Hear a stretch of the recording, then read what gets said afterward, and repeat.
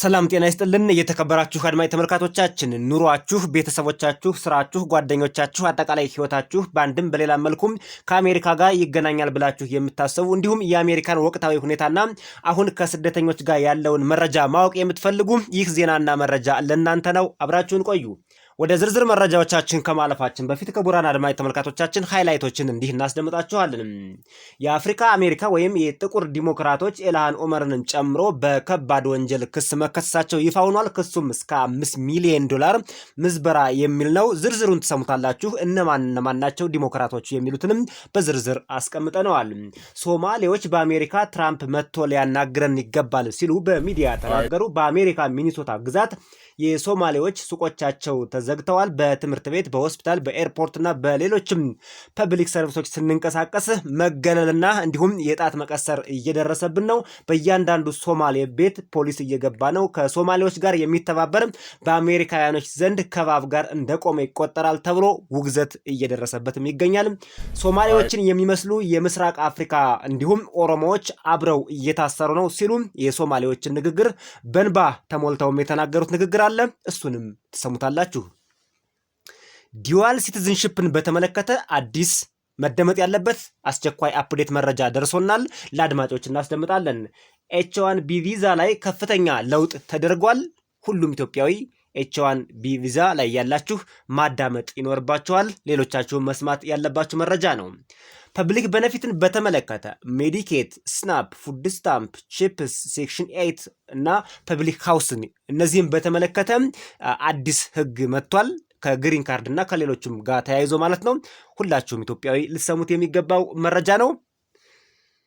በስከ መጨረሻ ክቡራን አድማጭ ተመልካቾቻችን ወደ ሀገር ቤት ስናቀና ታላቅ የምስራች አሜሪካ ለኢትዮጵያ አሰምታለች። እሱም የማርበርግ ቫይረስ ክትባት እንደተገኘና የመጀመሪያው ሙከራ 640 ክትባቶችን ወደ ኢትዮጵያ አሜሪካ ልካለች። ዝርዝር ሁኔታውን ትሰሙታላችሁ። ለኢትዮጵያውያንም ታላቅ የምስራች ነው። ወደ ዝርዝሮቹ አልፈናል። ዩቲዩብ ቻናሉን ሰብስክራይብ አድርጋችሁ የደወል ምልክቷን በመጫን ቤተሰብ ሁኑ። ሰናይ ቆይታ።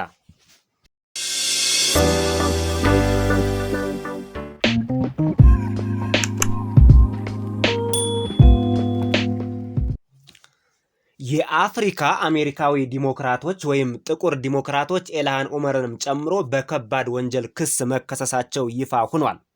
ከኢልሃን ኦመር ስንጀምር በሚኒሶታ ለኮቪድ-19 የመጣውን በሚሊዮን የሚቆጠር የአሜሪካን ዶላር እንዲሁም በመሬት ላይ የሌለ የኦቲዝም ሴንተር አቋቁመናል በሚል ሶማሌዎች በቀጥታ ገንዘቡን ለአልሻባብ ሲያስተላልፉ በዝምታ ተከታትለሻል። የኮንግረስ አባል እንደመሆንሽ መጠን ክትትል አላደረግሽም፣ ሁኔታውንም በቸልተኝነት እንዲያልፍ አድርገሻል የሚል ክስ ተከሳ የተጠየቀችውን ጥያቄም እንዲሁ ለዚህ ክስም የሰጠችውን ምላሽ እናዳምጣለን። First of all, federal prosecutors say 59 people have been investigated in these schemes so far. Americans at large stole tens of billions of forms of aid during the pandemic all over the country. Minnesota's fraud scandal stands out, according to federal auditors. What are you hearing from investigators right now? Well, I've been following the cases closely as they've gone through the courts, and we know that there are more indictments possibly coming. I think that number might go up to 73 is what I'm hearing. Okay. Can you shed any light on why the fraud got so out of control in Minnesota? I think what happened is that, you know, when you have these kind of new programs that are designed to help people, you're oftentimes relying on third parties to be able to facilitate. And I just think that a lot of the COVID programs that were set up, they were set up so quickly that a lot of the guardrails did not get.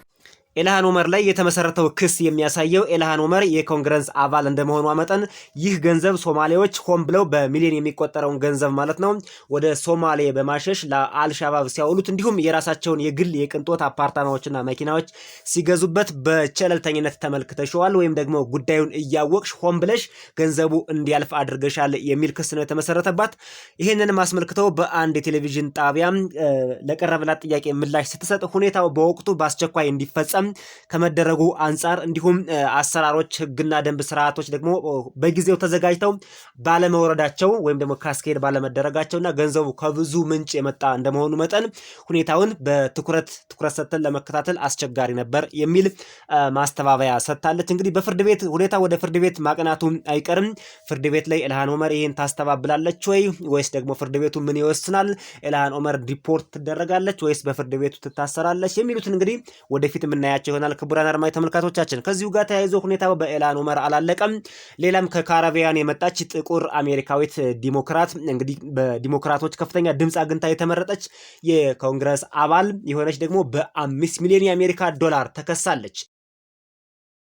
የድርጊቱ መነሻ ይሄን ይመስላል። ፌዴራል ኢመርጀንሲ ማኔጅመንት የሚባለው ተቋም ኮቪድ-19 በአሜሪካና በመላው ዓለም በተከሰተ ጊዜ ኮቪድ-19 ለመከታተልና ለመቆጣጠር የሚሆን ገንዘብ መድቦ ነበር። ለፍሎሪዳ በሚል የተመደበው ዶላር በሰዓቱ 50,578 ከ50 ሳንቲም የሚል ነው። 50,000 ዶላር 578 ከ50 ሳንቲም የሚል ነው የተመደበው። በሆነ ስህተት ባልታወቀ ምክንያት በቴክኒካል ሊሆን ይችላል፣ በትራንስክሪፕሽን ወይም በሆነ ምክንያት ዲሲማል ፖይንቱ ኢራስ ሊሆነበት ሁኔታ ተከስቶ 5,057,850 ዶላር ሆኖ ተነበበ ማለት ነው። ይህ በስህተት ነው የተፈጠረው። ይህን ስህተት ዲሞክራቶች በፍሎሪዳ ያሉት እችን አሁን እዚህ ምስሉ ላይ የምትመለከቷት ዲሞክራትን ጨምሮ ሁኔታውን ዲቴክት አድርገውት ተረድተውታል። ስህተት መሆኑንም አውቀዋል። ስህተት ነው ብለው መመለስ ነበረባቸው። የመንግስት ሀብት ነው፣ የህዝብ ሀብት ነው። በጣም ከፍተኛ ልዩነት ያለው ገንዘብ ነው። ከ50 ሺህ ወደ 5 ሚሊዮን ምናምን ያደገ ገንዘብ ነው። ስለዚህ ይህን ገንዘብ መመለስ ሲገባቸው ለተለያዩ ለግል ጥቅም አውለውታል። ምንድነው ያደረጉት? ከዚህ ውስጥ 1.1 ሚሊዮን የሚሆነውን ለምርጫ ቀስቀሳ ተጠቀመችበት፣ ፕሮሞት አደረገችበት፣ ሎቢስቶችን ገዛችበት፣ እንዲሁም እሷን ቲፎዞ ሊሆኑ የሚችሉ ግለሰቦችን ማህበረሰቡ ሊቀሰቅሱ የሚችሉ ግለሰቦችን ገዛችበት፣ ዘን ተመረጠች። ሌላም ቅንጡ የሆኑ ጌጣጌጦችን ገዝታበታለች። ወደ ቀጣዩ መረጃ ስናልፍ ክቡራን አድማጭ ተመልካቾቻችን ሶማሌዎች በሚኒሶታ ፕሬዚዳንት ትራምፕ በአካል መጥቶ ሊያናግረን ይገባል ሲሉ ተደምጠዋል። በሚኒሶታ ከፍተኛ ቁጥር ያላቸው ሶማሌዎች የሚገኙበት አካባቢ ነው። ከ80 ሺህ በላይ የሚሆኑ ሶማሌዎች በሚኒሶታ ይገኛሉ። አጠቃላይ በአሜሪካ ከወሰድነው ደግሞ ከ100 ሺህ በላይ የሚሆኑ ሶማሌዎች አሜሪካን ሀገር ውስጥ ይገኛሉ። አሜሪካን ሀገር ውስጥ በስደተኞች ቁጥር ከአፍሪካ ከፍተኛውን ቦታ የያዘችው ናይጄሪያ ስትሆን ሰርፕራይዚንግሊ ኢትዮጵያ ደግሞ ሁለተኛ ናት ማለት ነው። ከአፍሪካ ሀገሮች ውስጥ ከፍተኛ ቁጥር ያሉ ዜጎቿ የሚገኙበት በአሜሪካ ያላት ኢትዮጵያ ናት ማለት ነው። በአሜሪካ ሚኒሶታ ግዛት የሶማሌዎች ሱቆቻቸው እዚህ ቪዲዮ ላይ እንደምትመለከቱት አብዛኛዎቹ ሱቆቻቸው ተዘግተዋል። በትምህርት ቤት፣ በሆስፒታል፣ በኤርፖርት እና በተለያዩ አካባቢዎች ሲንቀሳቀሱ የጣት መቀሰር እንዲሁም የመገለልና እንዲሁም በፖሊስ ከታዩም በቁጥጥር ስር የመዋል ዶክመንት አምጡ የማለት ሁኔታዎች ከዕለት ወደ ዕለት እየተጠናከሩ እየተባባሱ መጥተዋል። በፖሊስ ደረጃ የወጣ ነገር በእርግጥ በጣም አስቸጋሪ ነው የሚሆነው። ማህበረሰቡም ከትራምፕ በተጨማሪም ሶማሌዎችን በልዩ ሁኔታ አጥቁሯቸዋል ማለት ነው። እንግዲህ የትራምፕ ህግ ብቻ አይደለም። ማህበረሰቡን ስትመለከቱት ለሶማሌዎች ያላቸው ዝንባሌ ከቀን ወደ ቀን እየተቀየረ መጥቷል። ወደ ሶማሌዎች ሱቅ፣ ወደ ሬስቶራንቶቻቸው፣ ወደ ሾፖቻቸው፣ ሞሎቻቸው ከዚህ በፊት በርካታ የኔቲቭ አሜሪካኖች እየገቡ ይገዙ ነበር። አሁን ግን ኢትዮጵያውያንም ሌሎችም ማይግራንት አሜሪካኖችም ጭምር ወደ ሶማሌዎች ሱቅ መሄድ አቁመዋል። እዚሁ ጋር ተያይዞ በጣም በሚገርም ሁኔታ ሶማሌዎችን የሚመስሉ በምስራቅ አፍሪካና በሌሎች አካባቢዎች ያሉ ኦሮሞዎች ከኢትዮጵያ ማለት ነው አብረው እየታሰሩ ነው ሲሉ ሶማሌዎች እንዲህ ይናገራሉ። አድምጠናቸው እንመለስ። Somali Americans are hard working. Bus drivers, engineers, doctors. We do the jobs that many people don't want to do. And we are in both the urban core and in greater parts of the state. I personally sit in this moment as President Trump continues to target us. And I see a moment of inspiration even in that vile hate toward our community. He is inspiring a generation of young people today who are on social media watching this and recognizing that his seat that he's sitting in as the President of the United States, he is inspiring a young Somali woman, a young Somali boy to become a president of the United States in near future. በሁኔታው ሶማሌዎች ከወትሮ በተለየ መልኩ የተደናገጡ ሲሆን ነገር ግን ሁኔታው ሶማሌዎችን ብቻ ያነጻጸረ እንዳልሆነ ኢትዮጵያውያንንም ጭምር ታርጌት ያደረገ ፍተሻ፣ ብርበራ እንዲሁም ሌሎች አፈሳዎችንም ጭምር እየተከሰተ እንደሆነ ሶማሌዎች እንዲህ ባንደበታቸው ይናገራሉ። They are targeting an entire community. Anybody who looks like me, whether you're Somali, Oromo, West African, or anyone who looks like me is now on the target list, unfortunately. ሶማሌዎች ያለባቸውን ችግር ተቋቁመው በሰው ሀገር ሳይፈሩ ምን ያህል ተጽዕኖ ፈጣሪና ፖለቲካሊ አክቲቭ እንደሆኑ ለመመልከት ችለናል። አሜሪካን በመታከል ታላቅ ሀገር በብሔራዊ ደረጃ፣ በኮንግረስ ደረጃ፣ በፓርላመንት ደረጃ መነጋገሪያ አጀንዳ መሆናቸው በራሱ ፖለቲካሊ ተጽዕኖ ፈጣሪና ጠንካራ ህዝብ መሆናቸውን የሚያመላክት ነገር ያለው ይመስላል። እንደውም አንድ ሶማሊያዊ እዚህ ቪዲዮ ላይ ቀጣይ እናቀርብላችኋለን። ምንድነው ያለው? የሶማሌ ተወላጆች በሚኒሶታ የምንኖር ሶማሌዎች የትራምፕን ንግግር ተመልክተናል፣ ሰምተናል። ጋርቤጅ ናችሁ ተብለናል፣ ተጥለናል፣ በቁጭት ተነስተናል። ልጆቻችን ይህን ሰምተዋል። ወደፊት ሶማሌዎች የአሜሪካ ፕሬዚዳንት በቅርቡ ኢን ዘ ካሚንግ ፊቸር የአሜሪካ ፕሬዚዳንት ሶማሌዎች የሶማሌ ልጆች ናቸው የሚሆኑት የሚል ንግግር ተናግረዋልና እስኪ ንግግሩን አድምጠነው እንመለስ። ምን ያህል እንዴት እንደሄዱ አድምጠነው እንመለስ። በሚኒሶታ የሚገኙ ሶማሌዎች እርስ በርሳቸው በጣም የተደራጁ የፖለቲካ ንቃተ ህሊናቸው ከፍ ያለ በሁሉም የአሜሪካ የፖለቲካ ዘርፎች አክቲቭሊ የሚሳተፉና ኢንጀጅ የሚያደርጉ ናቸው ተብሏል። በሚኒሶታ ከሚገኙት የመንግስት ዝቅተኛው መስሪያ ቤት ጀምሮ እስከ አሜሪካን ኮንግረስ ድረስ የሚሳተፉ አባላትም እንዳሏቸውም ተሰምቷል። ይህም በእጅጉ ጠቅሟቸዋል ነው የተባለው። በአሁኑ ጊዜ ጠበቃዎቻቸውን በቀላሉ ለማግኘት እንዲሁም ከዓለም አቀፍ ተቋማት ጋርም በቀላሉ ለመግባባትና በሚዲያዎችም ችግሮቻቸውን በቀላሉ ለማስረዳት ተጠቅሟቸዋል። አጋዥና ወይም ሰፖርተር ለማግኘትም በቀላሉ ተጠቅመውበታል። የመግባባት ችሎታቸውም የተሻለ ነው ተብሏል። ኢትዮጵያውያን ፖለቲከኞች፣ አክቲቪስቶችና ጋዜጠኞች በአሜሪካን ሀገር የሚገኙት ማለት ነው አብዛኛው ትኩረታቸው ዶሜስቲክ የሆነ የብሔር የዘርና የሃይማኖት ፖለቲካ ውስጥ የተጠመዱ ናቸው። እርስ በርሳቸውም አይዋደዱም። እርስ በርሳቸውም በመካከላቸው ያለው ቦንድም ዝቅተኛ ነው ተብሏል። ለምሳሌ እና ሀፍታሙ አያሌውን ብንመለከት በመካከላቸው በአጭር ጊዜ ውስጥ የፈጠሩትን በኢትዮ 360 ሚዲያ ላይ የፈጠሩትን መፈረካከስ ተመልክተናል። ሌሎችም ቢሆን እርስ በርስ እንደማይግባቡና አብዛኛው የፖለቲካ ትኩረታቸው ሀገር ውስጥ ላይ ብቻ ያተኮረ ሀገርን ከማፍረስ ሀገርን የመናድና አንድነትን የመሸርሸር ፖለቲካ ላይ ያተኮሩ መሆናቸውን ነው እንግዲህ የተለያዩ የዲያስፖራ ኢትዮጵያውያን ሀሳብ አስተያየታቸውን እየሰነዘሩ የሚገኙት። በሰል ያለ ፖለቲካ ይዘው እንኳን በእንግሊዝኛም ጭምር ሰፋ ያለ ትንታኔ የሚሰጡ አክቲቪስቶችና ፖለቲከኞች በአሜሪካን ሀገር ውስጥ ኢትዮጵያውያን እንደሌሉ ነው። ኢትዮጵያውያን ይልቅ የሚያኮራ ተግባር ያላቸው፣ በስራቸው ታማኝ ናቸው። በስራ በአገልግሎት አሰጣጣቸው እንዲሁም በአሜሪካን ሀገር ያላቸው የኢኮኖሚና የቢዝነስ ተሳትፎ ግን ከፍ ያለ እንደሆነ ይነገራል። ፖለቲካሊ ግን በተለይ የኢንተርናሽናል ፖለቲካዎችን ከመተንተን አንጻር በእንግሊዝኛ ዜናዎችን መረጃዎችን ከማቅረብ አንጻር እጅግ በጣም ዝቅተኛ ነው ተብሏል። በኢትዮጵያውያን እንኳን አይበልብንና አያድርስብንና በአሜሪካን ሀገር አንዳንድ ችግሮች ቢደርሱ ነገሮችን እንደ ሶማሌዎች በዚህ ደረጃ የመከራከር የማሳመን እንዲሁም ነገሮችን በሚዲያ የማቅረብ ሁኔታዎቻቸው በጣም ዝቅተኛ ናቸው። በአሜሪካን ፖለቲካ ውስጥ ንቁ ተሳትፎ የላቸውም ነው የተባለው። ክቡራን አድማጭ ተመልካቾቻችን ከህዝብ ከዲያስፖራው የተሰበሰበ አስተያየት ነው። የኛ ሚዲያ አስተያየት ብቻ አርጋችሁ እንዳትወስዱት። የእናንተን ማስተያየት በዚህ ዙሪያ ጻፉልን። መረጃዎቻችን ቀጥለዋል። ሌላው መረጃ የተከበራችሁ አድማጭ ተመልካቾቻችን በርካታ ኢትዮጵያውያንን አፌክት ያደርጋል ተብሎ የሚታሰበው H1B ቪዛ ላይ ከፍተኛ ለውጥ ተደርጓል። ከታህሳስ 25 ጀምሮ ሁሉም የኤች1ቢ ቪዛ አመልካቾችና የኤች4 ቤተሰቦቻቸው በኤች1ቢ ቪዛ የሚሄዱ ግለሰቦች ቤተሰቦቻቸው ኤች4 ይሆናሉ ማለት ነው።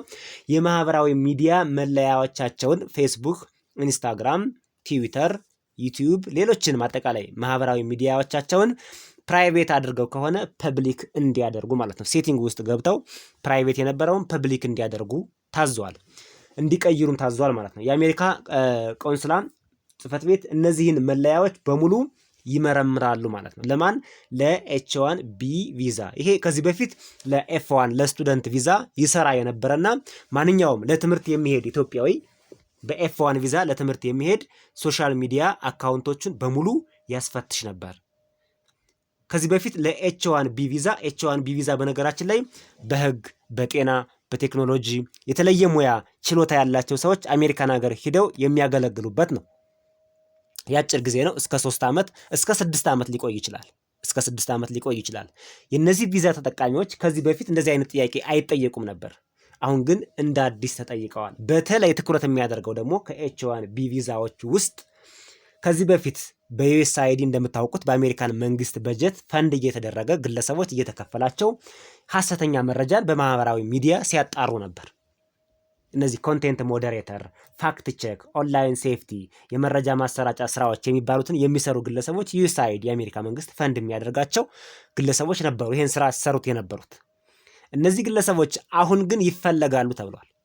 በተለይ ስለ አሜሪካና አሜሪካን የተመለከተ የተሳሳተ መረጃ አስተላልፈዋል ወይም ደግሞ የተሳሳተ ነገር አስተባብለዋል የሚል ጥርጣሬ አሜሪካ ሊኖራት ይችላል በሚል ነው እንግዲህ እነዚህ ግለሰቦች በተለይ እዚህ በፊት የፋክት ቼክ ወይም ደግሞ የሐሰተኛ መረጃ ማረጋገጥ ላይ በኦንላይን እንዲሁም የኦንላይን ሞዴሬተር ሆነው ሲሰሩ የነበሩ ግለሰቦች ይፈለጋሉ ነው የምትለው አሜሪካ። እንግዲህ ምን እንደሆነ አይታወቅም። በርካቶችን ግራ አጋብቷል ሁኔታው። አሜሪካ ፈቅዳ በጀት እየሰጠች ስታሰራቸው ነበር አሉ ኢትዮጵያውያንም የምናውቃቸው የሐሰተኛ መረጃ እናጋልጣለን እያሉ ሲሰሩ የነበሩ እነሱ አሁን በአሜሪካ ይፈለጋሉ እየተባሉ በተለይ ከህንድ፣ ከቻይና፣ ከናይጄሪያ፣ ከፓኪስታንና ከኢትዮጵያ የመጡትን ነው የሚለው። እንግዲህ ምን እንደሆነ አይታወቅም። እንደዚህ አይነት አዲስ ነገር ይፋ ተደርጓል ኤች1ቢ ቪዛን በተመለከተ ማለት ነው። ከዚሁ ከኤች1ቢ ቪዛ ጋር ተያይዞ ኢትዮጵያውያን ማድረግ ያለባችሁን ልዩ ጥንቃቄ ወደ አሜሪካ መምጣት የምትፈልጉም ወደ ሀገር ቤት መሄድ የምትፈልጉም እንዲሁም በኮሜንት ሴክሽናችን ጥያቄም የጠየቃችሁኝን በአንድ ላይ እንዲህ አቀርብላችኋለሁ። ትኩረት ሰጥታችሁ ተከታተሉኝ። ከዚህ በፊት በፋክት ቼኪንግ ላይ በዩኤስአይዲ ፈንድ ስትሰሩ የነበራችሁ እንዲሁም ይዘታችሁ ጠንከር ያለ ዘረኝነት ያለበት የሃይማኖት ጽንፍ ያለበትና ከባድ አስተያየት ስትሰጡ የነበራችሁ ግለሰቦች አሁን ወደ አሜሪካን ሀገር መሄድ ያሰባችሁና አሜሪካን ሀገርም ያላችሁም ቢሆን ማለት ነው። ይህ እንግዲህ በርካታ ኢትዮጵያውያንን ሊመለከት ይችላል። በተለይ አሜሪካን ሀገር ውስጥ ሆነው ጠንከር ያሉ ስርዓት አልበኝነት የጎደለው የኢትዮጵያን መንግስት ወይም ኢትዮጵያን ለማፍረስ የሚንቀሳቀሱ ግለሰቦች ይሄ በጣም ከብሔር ከሃይማኖት ግጭት ለመፍጠር ሲንቀሳቀሱ የነበሩ ግለሰቦችንም ሁሉ አታክ ሊያደርግ እንደሚችል ታሳቢ ያድርጉት ለማለት ነው። ለማንኛውም እንግዲህ አሁን ሚዲያ ላይ በይፋ ወጥተው የሚሳደቡትን እነሱ የራሳቸውን አክሽን መውሰድ ይችላሉ። እኛ ግን ከዚህ በፊት ፋክት ቼኪንግ ላይ በተለይ በዩኤስአይዲ በጀት ትክክለኛ ፋክት ቼኪንግ ሲሰሩ የነበሩ ኢትዮጵያውያን አሉ። እናንተ በኤች1 ቪዛ ወደ አሜሪካ መምጣት ከፈለጋችሁ ወይም ወደ ኢትዮጵያ መሄድ ካሰባችሁ እነዚህን ጥንቃቄዎች አድርጉ። ማህበራዊ ሚዲያ መለያዎቻችሁን ተሎ ማጽዳት፣ አጽዱ፣ አስተካክሉ። ከዚህ ያለፈ ሌላ ዲቴል መናገር ስለማይቻል ማለት ነው። ከዚህ በፊት በኮንቴንት ሞዴሬሽን ወይም ፋክት ማረጋገጥ ላይ ሰርታችሁ ከሆነ ሲቪያችሁን አስተካክሉ ከሚለው ውጭ ሌላ ዲቴል ለመናገር ስለማይመች ማለት ነው። አስተካክሉ ማለት ይገባችኋል። አማርኛው አስተካክሉ አለቀ። ከዚህ ሌላ ዲቴል መናገር አያስፈልግም። ማስተካከል ያለባችሁን እንደ ኢንፎርሜሽን ከነገርናችሁ አስተካክሉ ነው። እንዲሁም አሁን በኤች1ቢ ቪዛ ላይ ያለን አሜሪካን ሀገር የምንገኝ ግለሰቦች ወደ ኢትዮጵያ ብንሄድ ምን ትመክረናለህ? ወቅቱ ጊዜው እንዴት ነው ሁኔታው ያላችሁን አላችሁ። የተለየ ነገር የለውም። መሄድ ትችላላችሁ። ኢትዮጵያ ውስጥ ሴፍ ነው። አንዳንድ ችግሮች ሊኖሩ ይችላሉ። እሱ እንግዲህ በመንግስት ደረጃ ኦፊሻሊ ያልተነገረንም። ወደ ኢትዮጵያ አትምጡ የተባለ ነገር የለም። ሴፍ ነው። ወደ ኢትዮጵያ መሄድ ትችላላችሁ። በኤች1ቢ ቪዛ በመሆናችሁ ምክንያት ከአሜሪካን መንግስት የሚደርስባችሁ የተለየ ነገር የለም። ኢትዮጵያ ደርሳችሁ መምጣት እንደምትችሉ ሁኔታውም ጥሩ እንደሆነ ለመናገር እና ለመምከር እንወዳለን። ሌላው መረጃ ክቡራን አድማጭ ተመልካቾቻችን አሜሪካን ሀገር የምትኖሩ ፐብሊክ ቤኔፊት የምትጠቀሙ ኢትዮጵያውያን ይህ መረጃና የጥንቃቄ መልእክት ለእናንተ ነው። ፐብሊክ ቤኔፊት የሚባለው ሌሎች አድማጭ ተመልካቾቻችንም እንዲያውቁት በአሜሪካን ሀገር የሚሰጥ ሜዲኬት እና ሜዲኬር የተለያዩ ናቸው።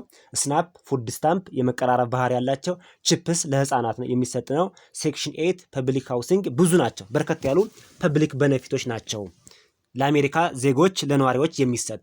ይህ ቤኔፊት ከዚህ በፊት ለአሜሪካ ነዋሪዎች ብቻ ወይም ደግሞ ለአሜሪካ በትውልድ ኔቲቭ አሜሪካ ለሆኑ ጄኔቲካቸው አሜሪካ ለሆኑ ብቻ የሚሰጥ ነው ተብሎ የሚናፈሰው ወሬ ሐሰት እንደሆነና ኢትዮጵያውያንም ሌሎችም ስደተኞች የአሜሪካን ሀገር የመኖሪያ ፍቃድ እስካላቸው ድረስ ይህን ጥቅማጥቅም ማግኘት እንደሚችሉ እንድታውቁት፣ ጥቅማጥቅሙ ያላግባብ እንዳይቀርባችሁ።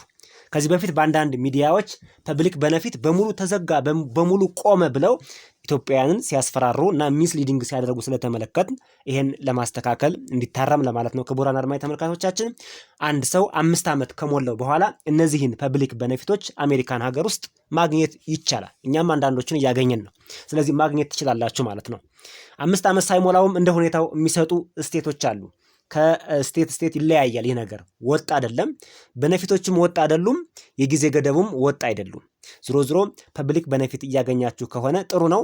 ያላገኛችሁም በፍርሃትና በስጋት ወይም ሸም እየያዛችሁ ይሄን ፐብሊክ ቤኔፊት ከመጠቀም ወደኋላ ማለት የለባችሁ። መንግስት የመደበው ነው፣ ተጠቀሙ። ስትጠቀሙ ግን ከፍተኛ ጥንቃቄ ያስፈልጋል። ያለ አግባብ እንዳትጠቀሙ። የሚሰጡ ቤኔፊቶችን በደንብ ለይታችሁ ማወቅ አለባችሁ። ሜዲኬት ለማን ነው? ሜዲኬር ለማን ነው? ስናፕ ለማን ነው? ፉድ ስታምፕ ለማን ነው? ቺፕስ ለማን ነው? ሴክሽን 8 ፐብሊክ ሃውሲንግ፣ ሌሎችም አሉ። ለማን ነው? መመሪያውን አሟላለሁ አላሟላም፣ ወይም ደግሞ አልፌ ሄጃለሁ አልሄድኩም የሚለውን በጥንቃቄ መጠቀም ያስፈልጋል። ከጥንቃቄ ጉድለት ያላግባብ ፐብሊክ ቤኔፊት ስትጠቀሙ ከተገኛችሁ ዲፖርቴሽን፣ ዲናቹራላይዜሽን ይከተላል ነው የሚለው። ስለዚህ አንደኛው መልእክት ጥንቃቄ እንድታደርጉ ቼክ አድርጉ። መስፈርቱን ማሟላታችሁን ቼክ አድርጉ። ሁለተኛው ደግሞ ያላግባብ እንዳትጠቀሙ፣ አልፋችሁ እንዳትጠቀሙ ቼክ አድርጉ። ሶስተኛ ደግሞ መጠቀም ማግኘት እያለባችሁ ደግሞ ሳታገኙ እንዳትቀሩ መጠቀም አለባችሁ። የተከለከለ ነገር እስካሁን የለም ነው። ክቡራን አድማጭ ተመልካቾች ይህ ትልቅ ዜና ነው። በነገራችን ላይ በርካቶች ሰግተው ነበር ፐብሊክ ቤኔፊት ይነሳል ብለው። ብዙ ኢትዮጵያውያን ፐብሊክ ቤኔፊት የሚያገኙ አሉ። አሁን ፐብሊክ ቤኔፊት አልተቋረጠም ለማለት ያክል ነው። ጤና መድን አካባቢ ወይም ደግሞ የሄልዝ ኢንሹራንስ ሌሎች አካባቢ በጀት አንሷል ምናምን የሚሉ ውዝግቦች አሉ። እስካሁን እንግዲህ እንደምታውቁት ዲሞክራቶች ሸትዳውን አድርገውት ነበር ብዙውን ነገር። ትራምፕ መልሶታል፣ ቀጥሏል። ይህ ታላቅ ዜና ነው። ኢትዮጵያውያን መጠቀም ትችላላችሁ ለማለት ነው። በስከ መጨረሻ የተከበራችሁ አድማጭ ተመልካቾቻችን ወደ ሀገር ቤት ነው የምናቀነው። ከሀገር ቤት ያለን አንድ ታላቅ የምስራች አሜሪካ ያደረገችው ለኢትዮጵያ ታላቅ የምስራች ተሰምቷል። እሱም የማርበርግ ቫይረስ እንደምታውቁት በደቡብ ኢትዮጵያ ክልል ተከስቶ በርካቶችን በስከ መጨረሻ የተከበራችሁ አድማጭ ተመልካቾቻችን በቀጥታ ከሀገር ቤት ከደረሰን አሜሪካ ለኢትዮጵያ ያደረገችውን ታላቅ የምስራች እናስደምጣቸዋለን።